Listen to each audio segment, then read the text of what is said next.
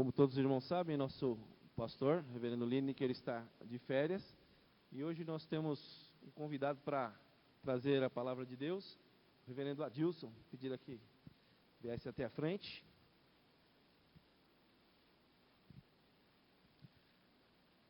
Reverendo Adilson, acho que dispensa um pouco de apresentação, né? Considerando que foi o nosso pastor durante 8 anos, né? Então, muitos aqui o conhecem. Temos muita gente nova também que pode não conhecer, mas a maioria conhece o reverendo Adilson, né? Está acompanhado da sua esposa, reverenda Alessandra, e seu filho Pedro, tá? Então, irmão, você conhece bem essa igreja, essa casa é sua, essa igreja é de Cristo, então fique à vontade para trazer a palavra de Deus nessa noite.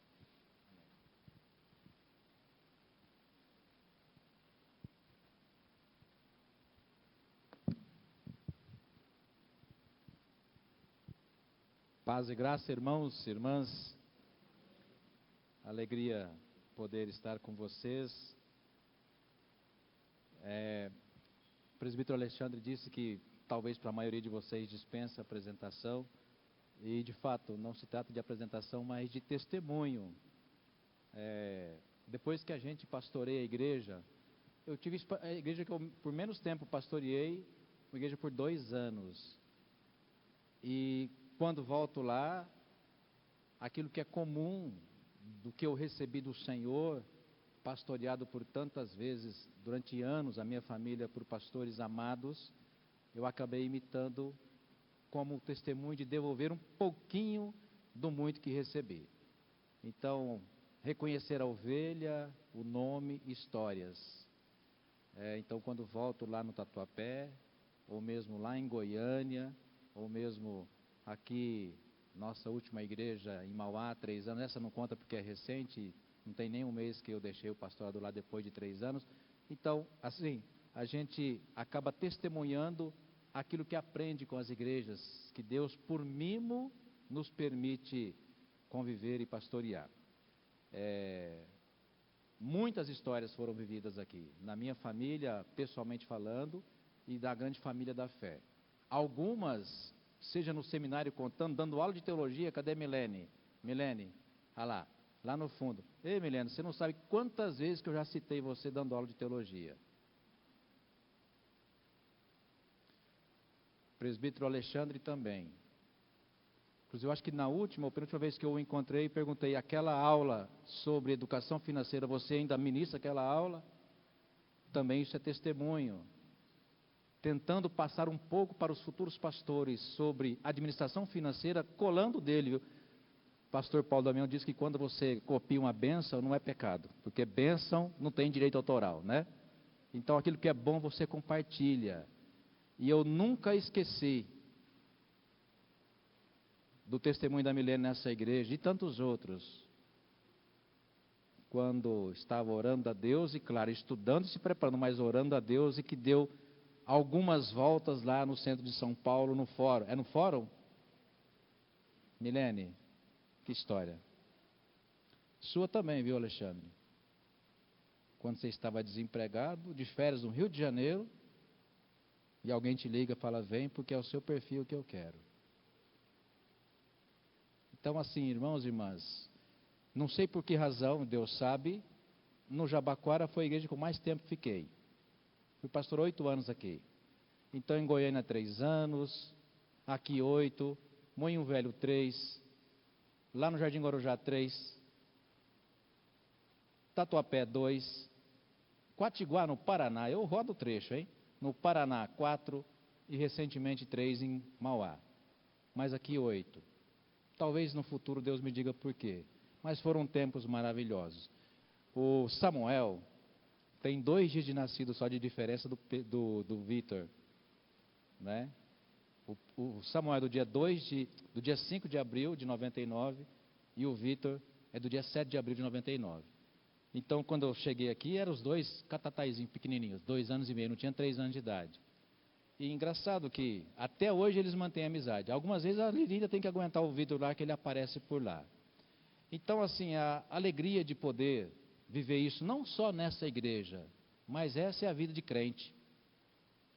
Aonde a gente vai, a gente aprende, a gente ensina, a gente compartilha, né? A Alessandra está comigo, me acompanhando. Ela já esteve aqui algumas vezes. E ela é pastora na primeira IP de Guarulhos.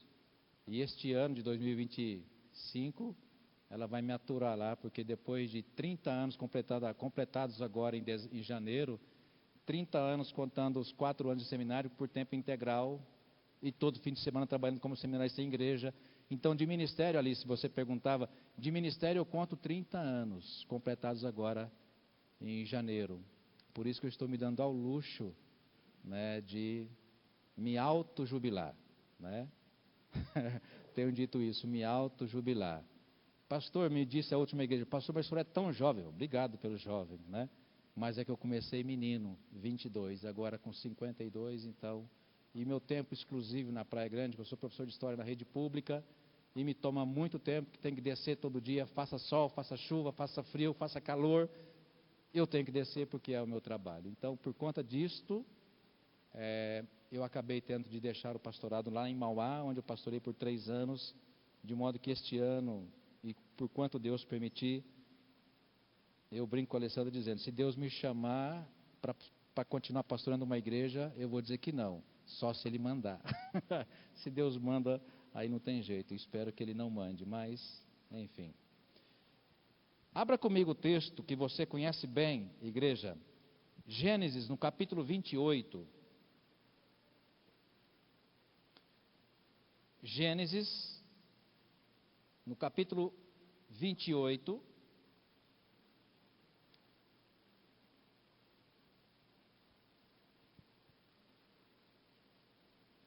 Apenas um trecho desta belíssima história que você conhece bem.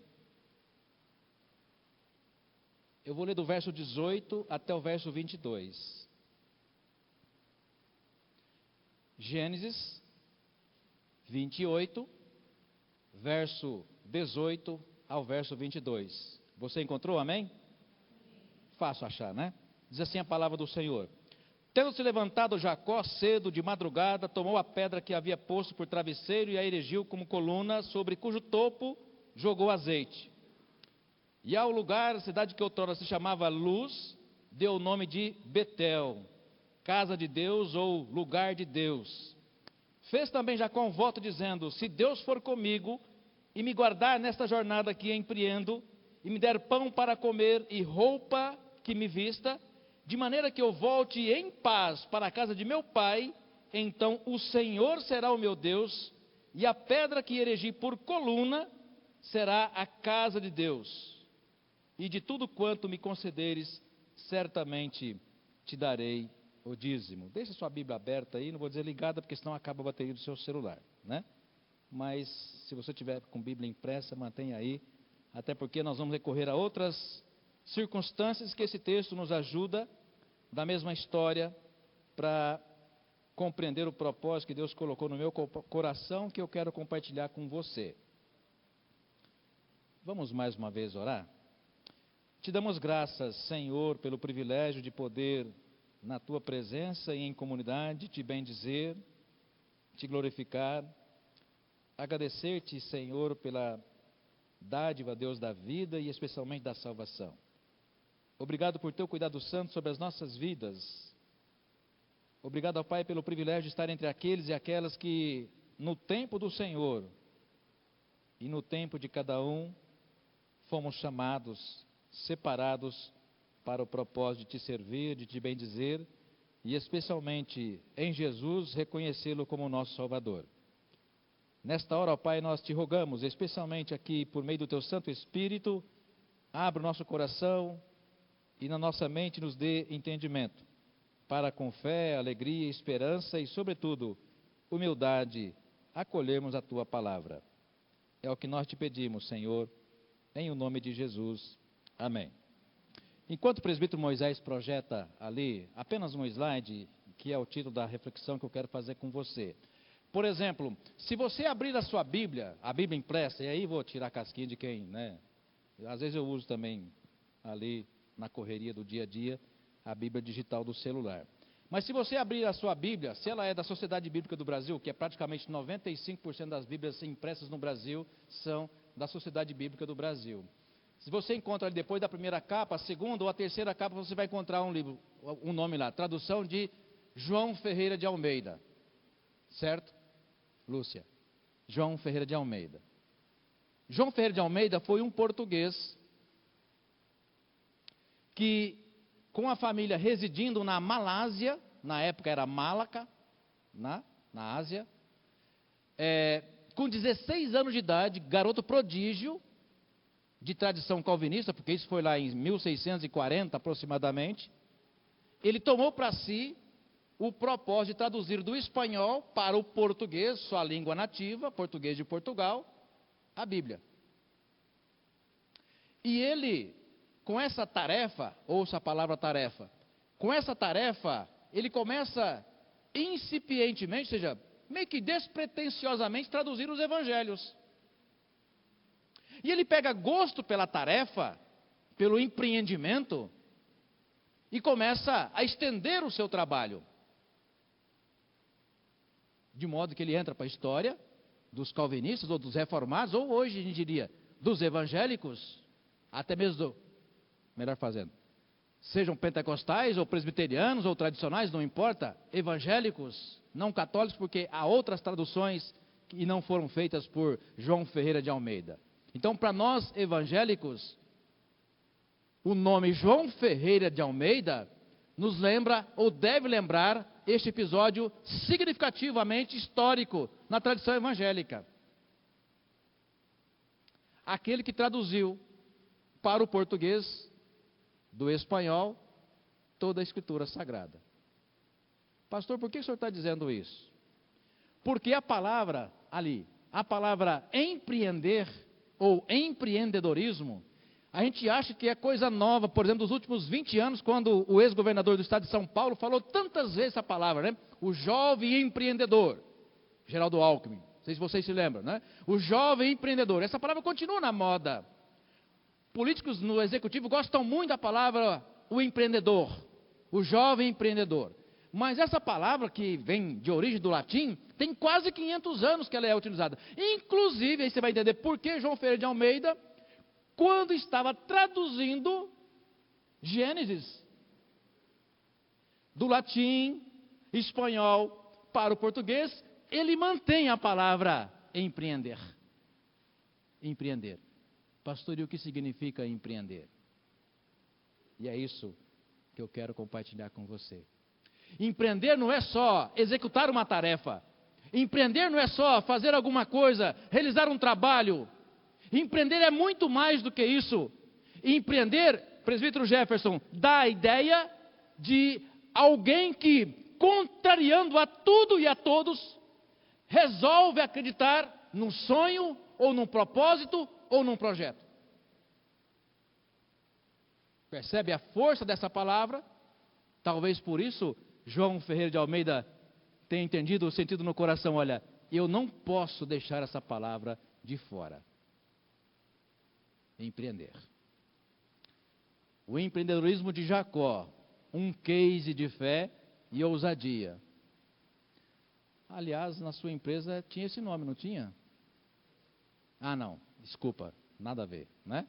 Por que, pastor, a palavra case em vermelho? Claro, é uma palavra inglesa, mas é caso, mas não é de qualquer caso. É um caso de sucesso. Um caso de sucesso, uma experiência de sucesso, Dayara, vira o quê? Um case, ou seja, algo que muitos vão estudar. Muitos vão levar, inclusive, para a academia, para entender por que esse cara conseguiu isso. Qual foi o segredo? O que ele fez de diferente para virar um case de sucesso? Você pode pensar em Steve Jobs.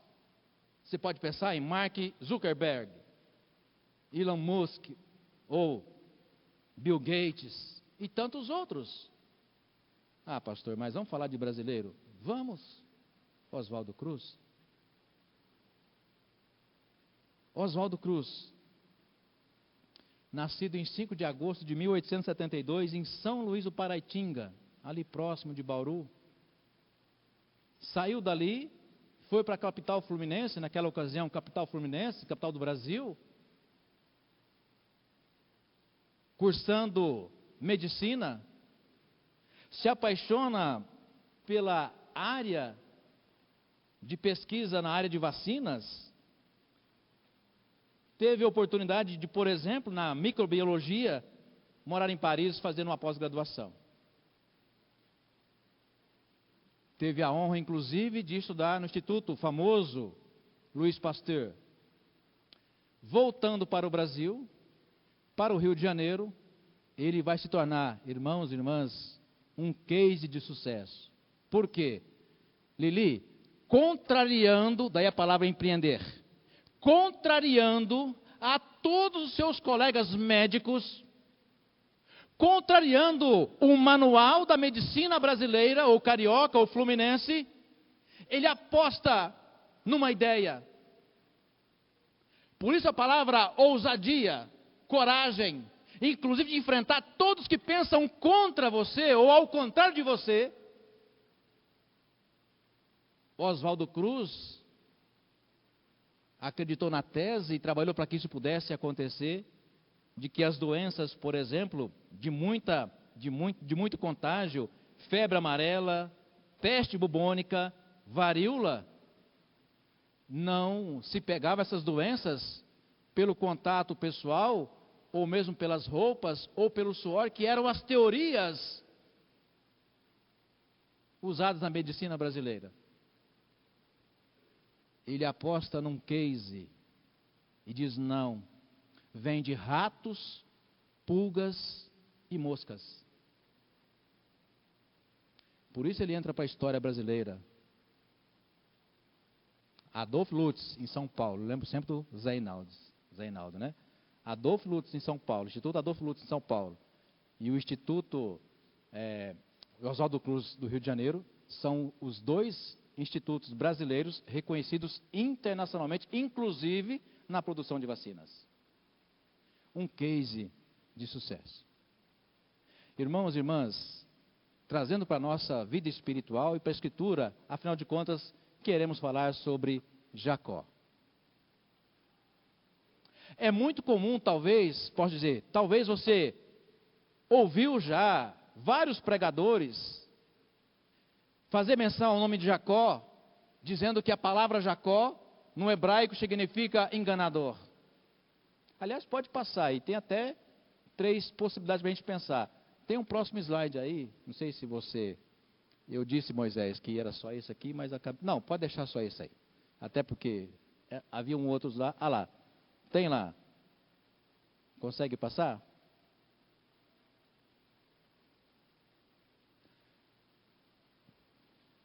Cadê meu celular? Tem aqui. Ali. Então aparece lá, a primeira opção, enganador, passa. Vê se consegue passar o próximo. Calcanhar. E aí o próximo é grifo meu, tá? Eu prefiro a opção predestinado. E aí volta lá, o próximo slide já é de novo o título da nossa reflexão. Por que um case de sucesso? Porque quando a gente olha para, revisita a biografia de Jacó, a gente pode pensar, tinha tudo para dar errado. Tinha tudo para dar errado. Problemas familiares, sabe aquele casal que tem problema, um pai ou a mãe gosta mais do filho, gosta mais do outro? Essa é a história que nós conhecemos da Bíblia, no primeiro livro da Bíblia. E quando você vai estudar o hebraico, não aparece a palavra completa que te permita, por exemplo, traduzir Yaakov, que é o seu nome hebraico, como enganador. A tradição acrescentou isso sobre a figura de Jacó. E há muitos pregadores que toda vez que vai mencionar a palavra ou o nome Jacó, diz, olha, significa enganador. Não significa que ele não tenha participado de uma trama para enganar a seu irmão. meio que orientado pela sua mãe, mas sim, participou. Mas eu quero dizer para você, irmão, para você, irmã, querida igreja, eu gosto da palavra predestinado porque desde o ventre materno, Paulo mais tarde vai dizer isso nas suas cartas, desde o ventre materno havia um propósito de Deus para a vida de Jacó.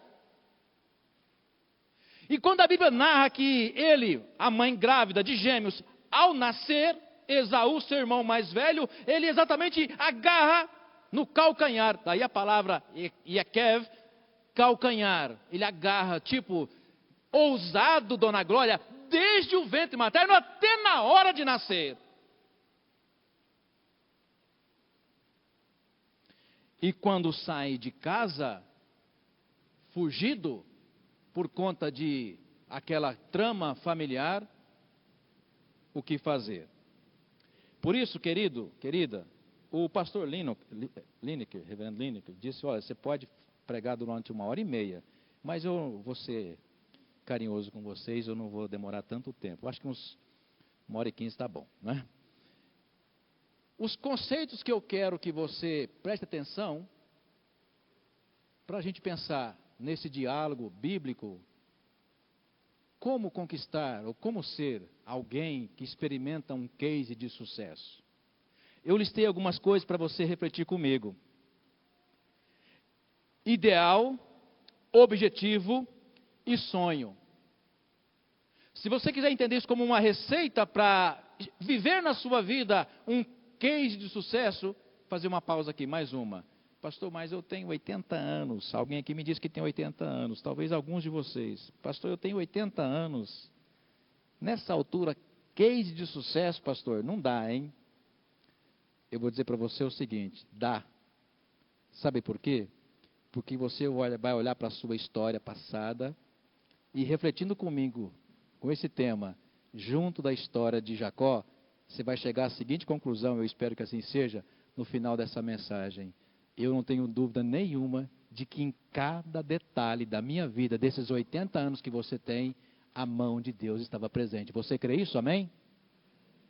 Então não feche o seu filtro porque você tem 80 anos. Tá? Olhe para trás da sua história, e em cada detalhe que você ver da vida de Jacó, você pode dizer assim para você em tom testemunhal, Deus já fez isso na minha vida também. Esse é o propósito. Então, qual a receita para se experimentar um case de sucesso? Ideal, claro, objetivo e sonho. Jacó, mesmo fugido de casa, sempre alimentou o sonho. Qual era o sonho, pastor, deste homem? Volte lá comigo, Gênesis 28, lá no verso 21. Olha só, está escrito aí, qual era o sonho? Primeiro ponto então, qual era o sonho de Jacó? De maneira que eu volte em paz para a casa de meu pai. Na primeira noite fora de casa, fugindo para não morrer, na primeira noite, o texto faz questão de registrar qual era o sonho desse jovem, agora fugitivo. Ora, pois, com medo, angustiado, sem saber o que esperar da vida, Dona Maria Mendonça. Então é o seguinte, olha, o meu sonho, no primeiro dia fora da minha casa, o meu sonho é voltar para a minha casa. Então ele coloca isso como objetivo. Se o Senhor for comigo nesta jornada que empreendo, o Senhor será o meu Deus. Segundo ponto, coragem. Volte, 28, verso anterior, verso 20.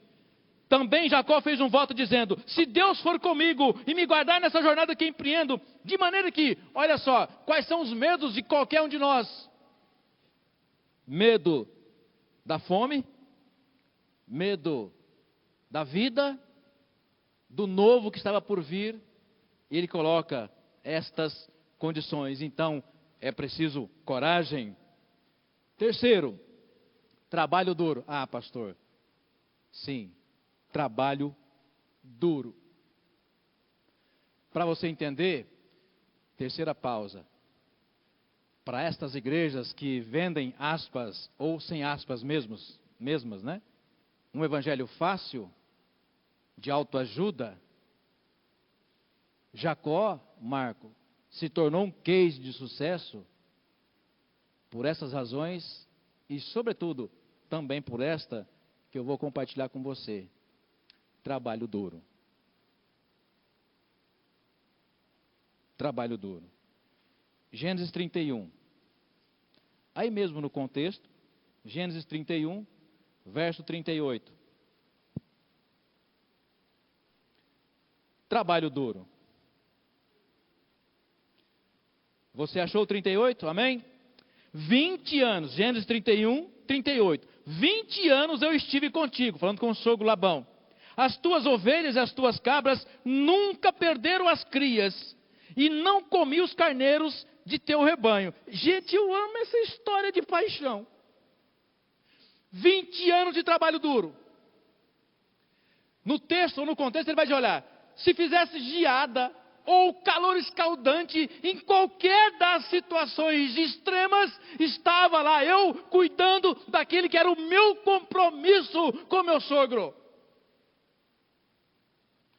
Fosse na geada ou no sol escaldante, estava eu lá cuidando da tarefa que eu assumi cuidar. E mais, quarta questão, aliás, quarto ingrediente de um case de sucesso, honestidade. Jacó, depois de 20 anos de trabalho duro, apagou efetivamente, grave isso, igreja, depois de 20 anos de trabalho duro, Jacó apaga efetivamente essa injusta má fama de enganador.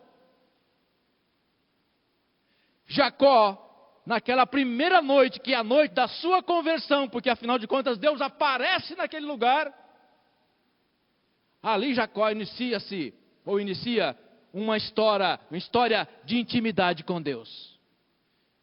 Outra pausa. Aprenderíamos mais tarde com o apóstolo Paulo que diz: as coisas antigas já passaram e eis que se fizeram novas. Depois de 20 anos de trabalho duro, coragem, honradez, honestidade, Jacó apaga a injusta má fama que tinha de ser enganador. Onde está isso, pastor? Continua comigo. 31, Gênesis 31, verso 36. Gênesis 31, verso 36.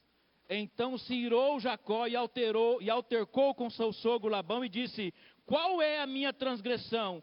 Qual o meu pecado que tão furiosamente me tens perseguido? Detalhe, você sabe a história? Ele saiu de madrugada. Gente, esse homem era até mesmo, Fabi, elegante. Sabe por que ele faz?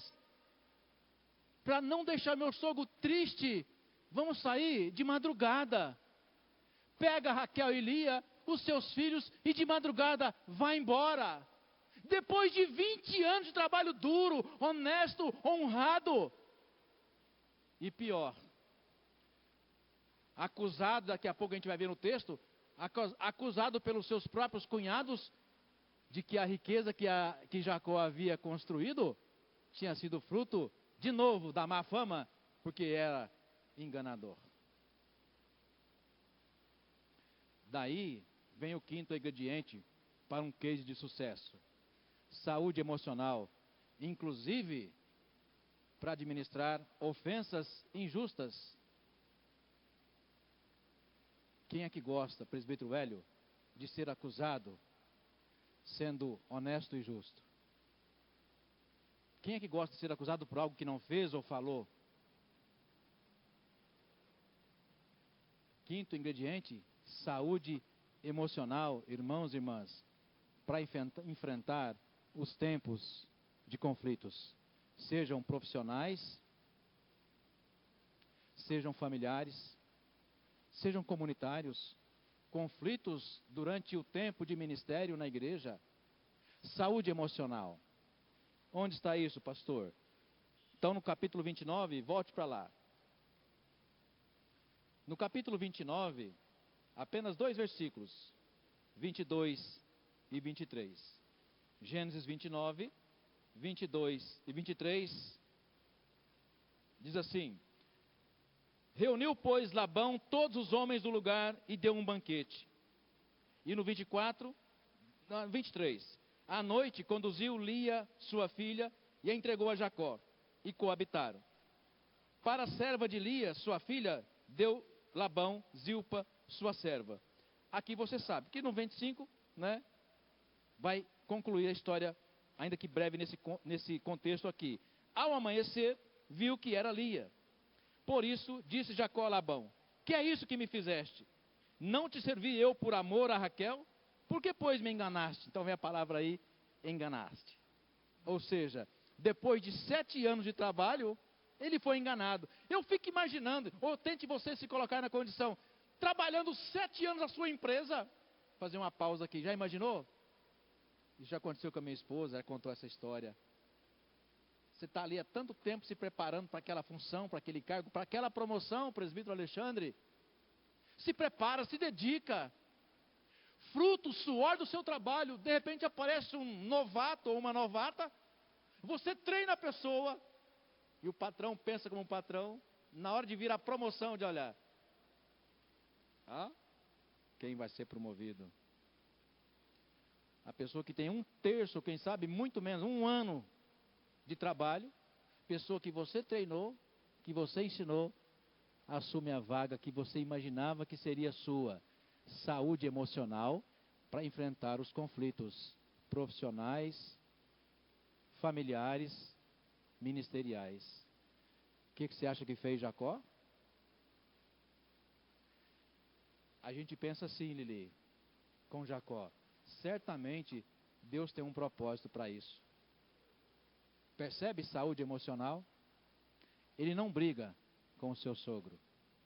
Ao contrário, ele aceita a condição, inclusive o segundo trato, mais 7 anos por Raquel. Sexto e último ingrediente, fé. Então vou repetir.